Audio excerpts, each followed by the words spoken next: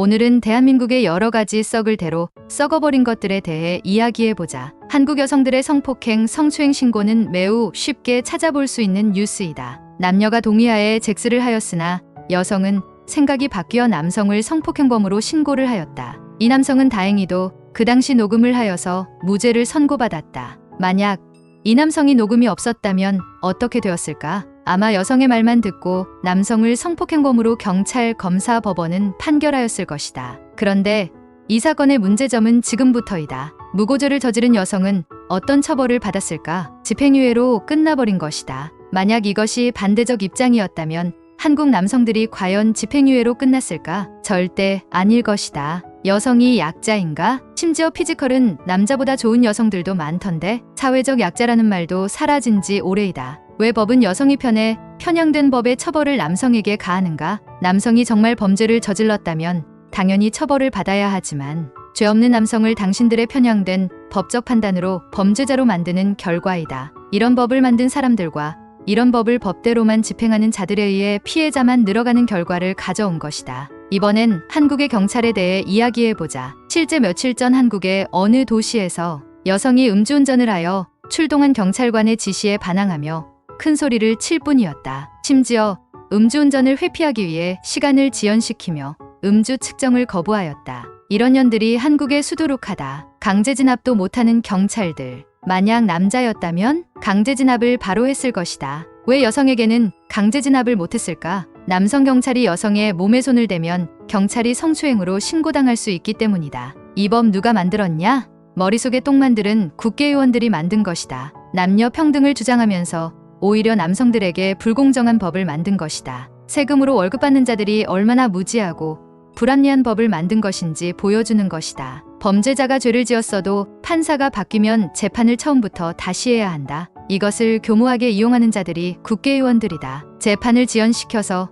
어떻게든 법의 약점을 이용하여 처벌을 모면하는 지리는 클라스. 한 가지 물어보자. 국회의원들 답변 좀 해봐라. 국민들이 범죄 저지르면 그것에 대해 비판하고 처벌을 받을 거라고 말하면서 어찌하여 니들이 저지른 범죄에 대해선 국회의원이라는 방패 뒤에 숨어서 주댕이만 떠들고 있는 거냐? 니들이 언론에 말하는 것처럼 정말 억울하다면 범죄 사실에 대하여 무고함을 증명하면 되리리다. 그런데 너희들은 왜 니들 입장에서만 유리한 이야기를 하면서 국민들에게는 그렇게 하면 안 된다고 말하는 게 강아지 소리라고 생각하지 않냐? 니들이 나라 망친 주범들이라는 것에 많은 국민들이 동의할 것이다. 한국의 남성들 중에도 아주 쓰레기국밥 같은 놈들이 존재한다. 피해자들을 돕는다며 가해자들을 유튜브에 공개하며 돈을 벌고 있는 쓰레기국밥들.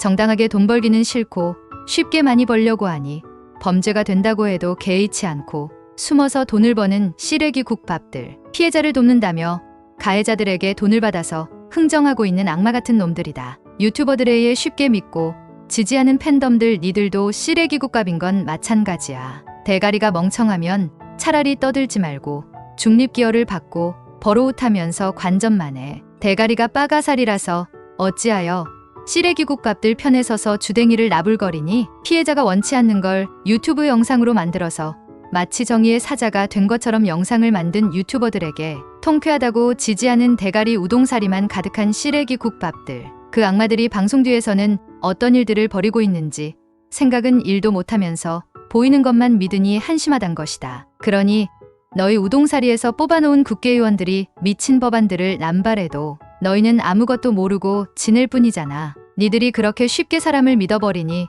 투자 사기, 대출 사기, 부동산 사기 등 각종 사기를 당하는 거야. 한국의 위상이 전 세계적으로 알려지는 것에 편승하여 기생하는 쓰레기국밥들 온라인에 넘쳐난다. 외국 채팅 사이트에 가봐라. 한국 쓰레기국밥 놈들이 무슨 짓을 하고 있는지 외국녀들에게 갑자기 꽈추 보여주고 즐기고 있다. 이것이 거짓인 것 같냐? 한 외국인 여성이 하루에 10명의 랜덤 채팅 한국 남자들을 만났는데 그중 9명이 꽈추를 보여주었다고 말했다. 이런 영상은 유튜브에서 얼마든지 찾아보면 쉽게 찾을 수 있다. 한국 여자들만 문제인 거야?